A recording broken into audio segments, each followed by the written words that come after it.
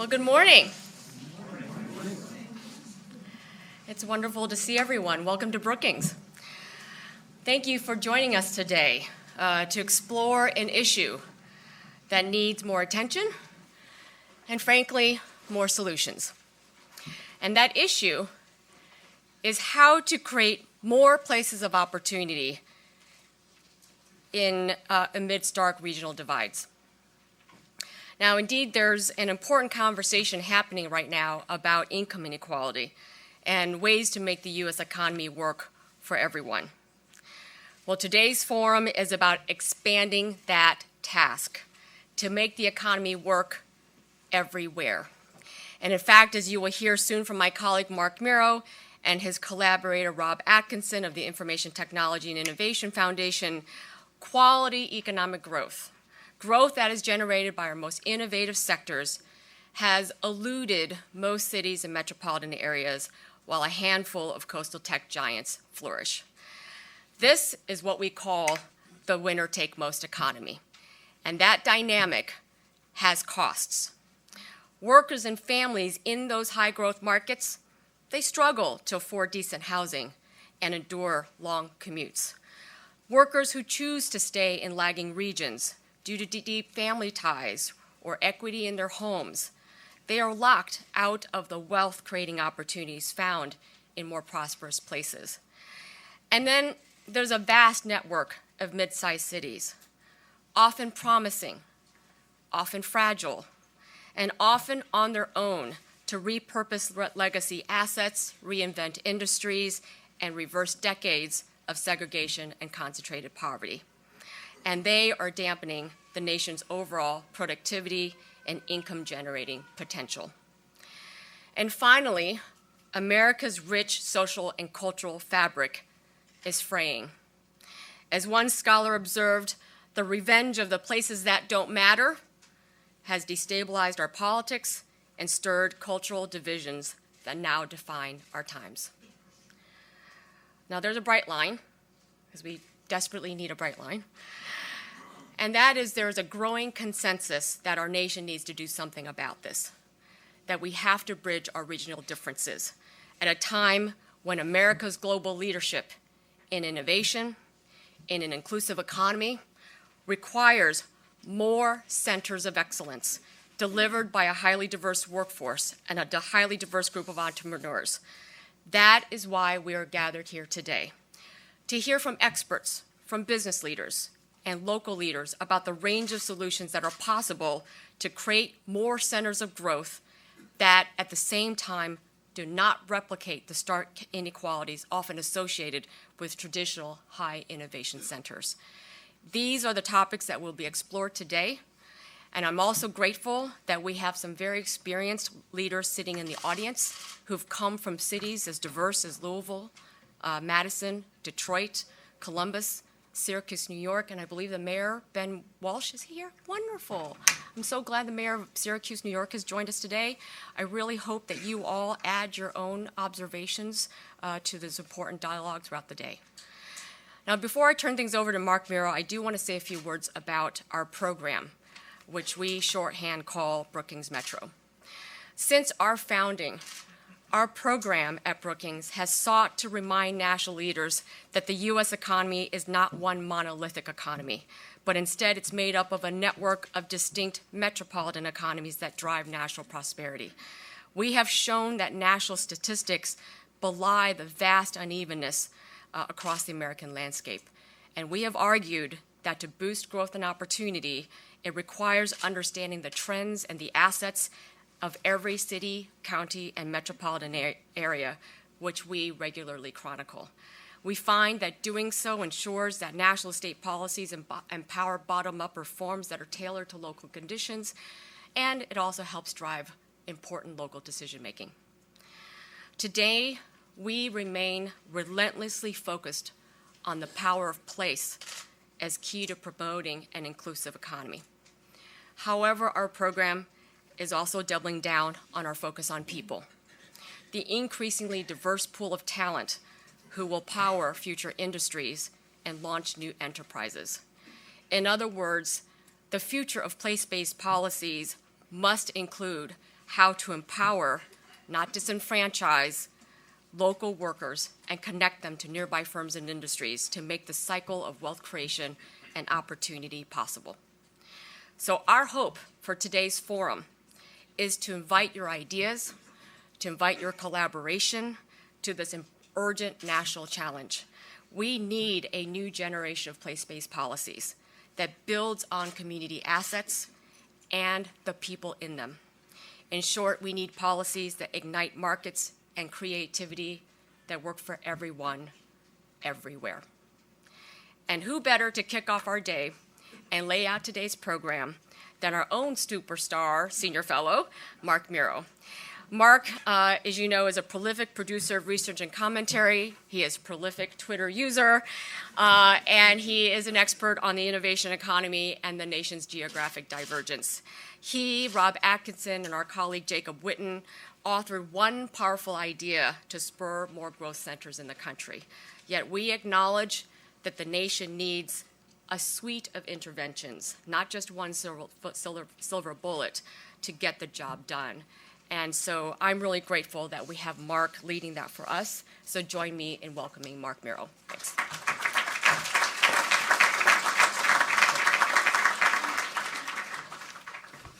Well, good morning, everybody. Thanks so much, Amy, and good morning, everyone. It's really encouraging that we're having a kind of convergence around divergence that maybe will lead to more work on convergence. So, and it's great so many people have come out to hear about this discussion and think about it.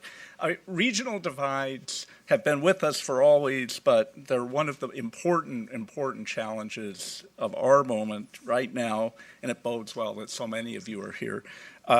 So I'm Marc Mero, and my work here at Brookings has really been increasingly preoccupied by this issue of uneven development.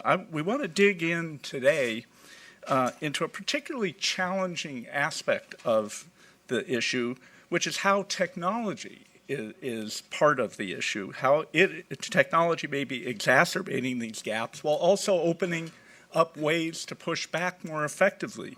My strong assertion is that we as a nation need to push back against some really big trends here and elevate the level of our thinking. If we do that, we might well generate more inclusive outcomes and begin to knit the country back together again. If we do nothing, I believe these divides are going to get worse. One of our growing conclusions is that these are very heavily baked in, and there are particular ways where that these are winner-take-most dynamics. And so it will take active effort to interrupt them. So what I'd like to do is initially frame the problem we're facing and why it matters, drawing from a brand new paper Rob Atkinson of the Information Technology and Innovation Foundation and I have written. Rob's here. You'll be hearing from him shortly. And as I say, and then after I say my piece, Steve Case is going to reflect on what he sees occurring in so-called flyover country, where he was very early in sounding an alarm about the unevenness of America's tech economy. And after that, we're going to hear from our panel, which will commence with Rob digging deeper into the sources of the problem, why place-based intervention is needed, and one idea for that. Others on the panel will expand the discussion. Then finally, we're going to hear from Judy Faulkner, the founder of EPIC, whose story of tech-centered growth creation and job creation in the heartland underscores what we are likely missing out on under current trends. So let's look at what is happening here. At the broadest level, it's been obvious forever that cities and regions perform at different levels, given their different starting attributes, whether of geography, resources, or size. One only has to think about the nation's varied city geography with its contrast of big cities and little cities, fast-growing ones and slow-growing ones. We assume and we accept, and we should, a lot of variation. That's in a global phenomenon. And yet, in recent years, it's become clear that something new and I think disturbing is happening. Most notably, an epidemic of what we call regional divergence has become unmistakable as the economic fortunes of superstar cities like San Francisco have pulled away from the fortunes of dozens of secondary metros like Kansas City, while hundreds of often smaller metros and small towns and rural areas are left behind in real distress. Rather than growing together, as they used to, the nation's regions, metro areas, and towns have been growing apart. Here you can see this. For much of the 20th century, a well-recognized welfare maximizing market forces tended to reduce wage, investment, and business formation disparities. By narrowing the divides, the economy ensured a welcome convergence among communities and regions. Think of the catch-up of the American South is actually a great example of this. There are numerous instances of that in much of the last century.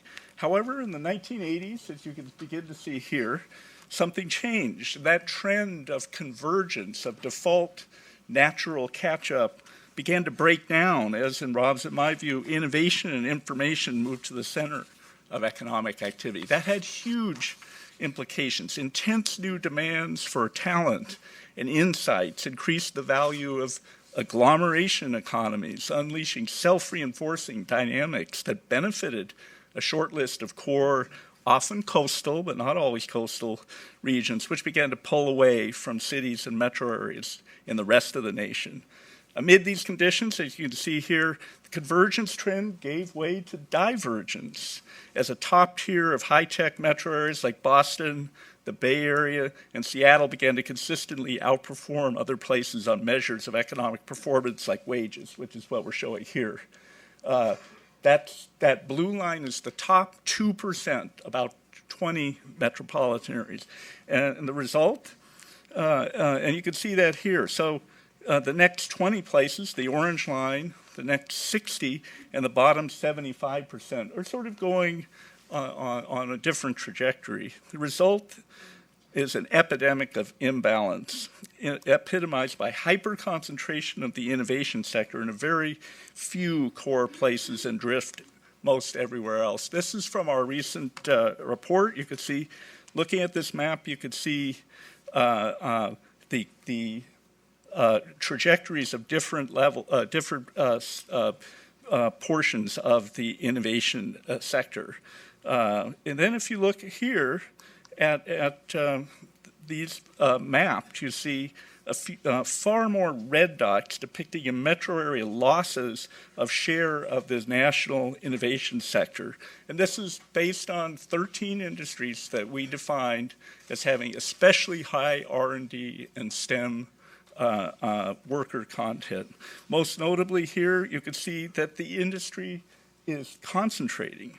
Though that's that portfolio. Far from spreading out, as we've all hoped it would, the critical sector has been concentrating. You see far more red dots of places that are actually losing share of that national portfolio of 13 highly important industries.